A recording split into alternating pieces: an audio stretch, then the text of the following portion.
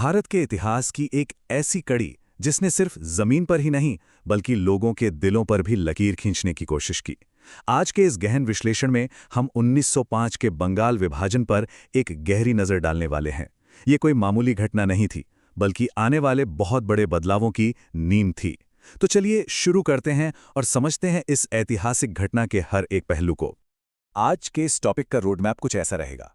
शुरुआत हम विभाजन के फैसले से करेंगे, फिर देखेंगे उनके आधिकारिक बनाम असली कारण क्या थे, उसके बाद नक्शे का बंटवारा, स्वदेशी और बहिष्कार आंदोलन, उस वक्त के प्रमुख नेता और आखिर में इसके परिणाम और रद्दीकरण पर आएंगे। ये क्रम समझना एग्जाम और हिस्टोरिकल कॉन्टेक्स्ट दोनों के लिए बेहद जरूरी है। ओके, तो चलिए सीधे चलते हैं पहले पॉइंट पर, विभाजन का फैसला और लॉर्ड कर्जन का 1905 का वो आदेश जिसने पूरे उपमहाद्वीप में भूचाल ला दिया था। अब अगर इस टॉपिक से आपको एक नाम हमेशा याद रखना है तो वो है ब्रिटिश वाइसरॉय लॉर्ड कर्जन।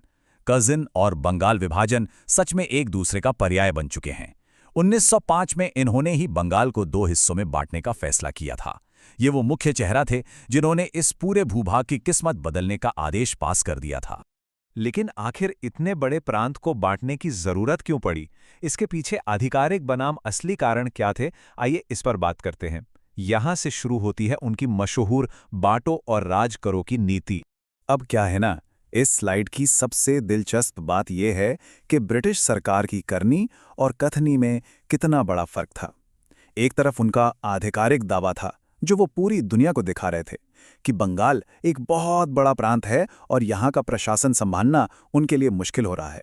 पर असल सच्चाई क्या थी? असली मकसद वही पुरानी बांटो और राज करो की नीति थी। उनका सीधा लक्ष्य हिंदू और मुस्लिम आबादी को अलग करके उस राष्ट्रीय एकता को तोड़ना था जो बंगाल में तेजी से मजबूत हो रही थी और राष्ट्रवाद को जन्म दे रही थी। तो उन्होंने इससे अंजाम कैसे दिया? आइए देखते हैं नक्शे के इस बंटवारे और वहां की जनसंख्या की यानी डेमोग्राफिक्स को। ये योजना सिर्फ कागज पर लकीर खींचना बिल्कुल नहीं था, बल्कि एक सोची समझी डेमोग्राफिक चाल थी जिसने लाखों लोगों की जिंदगियां पूरी तरह बदल दी।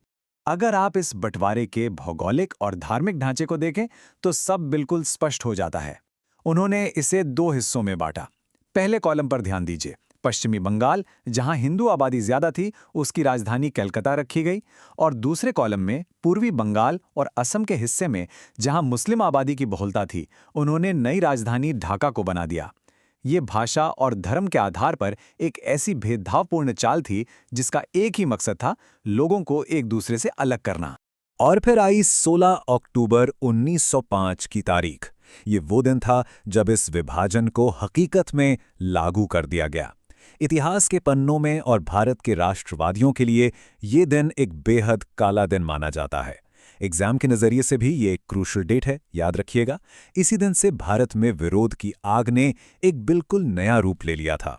इसके बाद जो हुआ वो था एक जबरदस्त पलटवार। स्वदेशी और बहिष्कार आंदोलन के रूप में राष्ट्रवादी प्रतिक्रिया सामने आई। जैसे ही विभाजन लागू हुआ, पूरे देश ने इसका कड़ा विरोध किया, क्योंकि बंगाल उस वक्त राष्ट्रवादी गतिविधियों का दिल हुआ करता था और लोग ब्रिटिश सरकार के असली इरादे बखूबी समझ चुके थे। इस भयंकर गुस्से ने 2 बड़े आंदोलनों को जन्म दिया। पहला था स्वदेशी आंदोलन। स्वदेशी का बिल्कुल सिंपल सा अर्थ है अपने देश का। ये अपने आप में एक बेहतरीन आर्थिक हथियार था। इस रणनीति के तहत इस बात पर पूरा जोर दिया गया कि हम सिर्फ और सिर्फ भारतीय उत्पादों का उपयोग करेंगे ताकि अपनी आत्मनिर्भरता बढ़े और ब्रिटिश इकोनॉमी को गहरी चोट पहुंचे।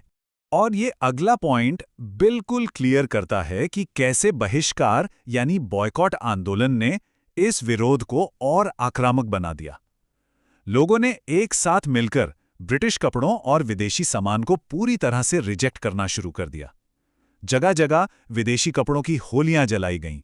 एक तरह से यह स्वदेशी फिलॉसफी का एग्रेसिव फिजिकल काउंटर अटैक था जिसने उस वक्त सरकार की नींव तक हिला दी थी।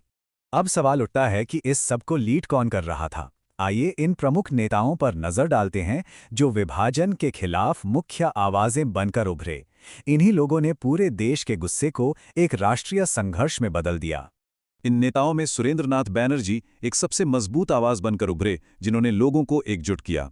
इसके अलावा लाला लाजपत राय, बाल गंगाधर तिलक और बिपिन चंद्र पाल जिन्हें हम हिस्ट्री में लाल बाल पाल की मशहूर तिकड़ी के नाम से जानते हैं, इन्होंने स्वदेशी आंदोलन को पूरे देश में फैलाने में बहुत अहम भूमिका निभाई।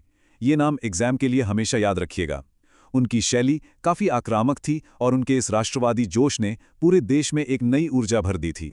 पर इस दौरान एक बहुत ही खूबसूरत और भावनात्मक क्षण भी सामने आया। रविंद्रनाथ टैगोर जी ने रक्षाबंधन के त्योहार को एक नए और अनोखे रूप में पेश किया।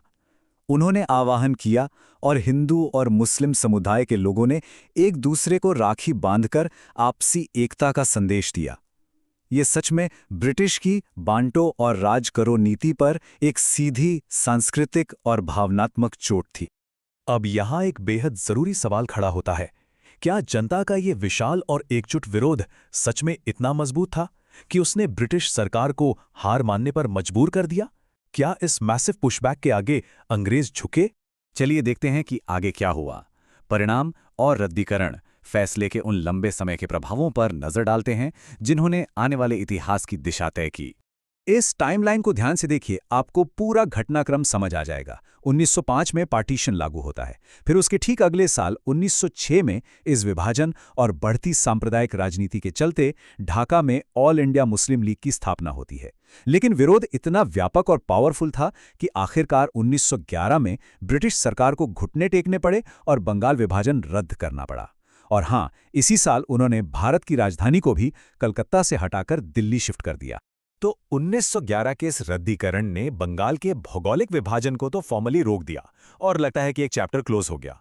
लेकिन जरा सोचिए, क्या 1906 में बनी मुस्लिम लीग ने भविष्य में होने वाले एक और भी बड़े और अत्यंत दर्दनाक बंटवारे का बीज नहीं बो दिया था?